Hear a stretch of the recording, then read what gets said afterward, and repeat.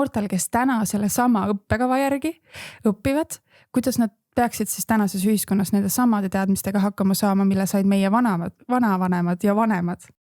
Kõik sai alguse sellest, et kui ma ise lõpetasin gümnaasiumi, siis ma tundsin, et ma olen 12 aastat kooli pinki nühkinud, aga seda, kuidas tööd leida, arveid maksta, oma netopalka arvutada, nagu ma ikkagi ei oska.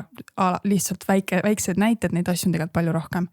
Ja siis me hakkasimegi tegema sellist asju nagu MTÜ Eluks valmis ja täna me käimegi mööda Eestit ringi koolides, noortekeskustes, üritustel, projektides, et aidata noortel olla paremini valmis selleks eluks, mis tuleb siis kas teise linna kolimisega, teise kooli minekuga, tööle minekuga.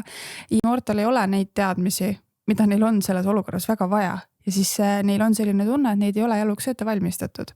Nii et me püüamegi siis nii-öelda formaalharidust täiendada selliste praktiliste, päriseluliste teadmiste ja oskuste jagamisega noortele.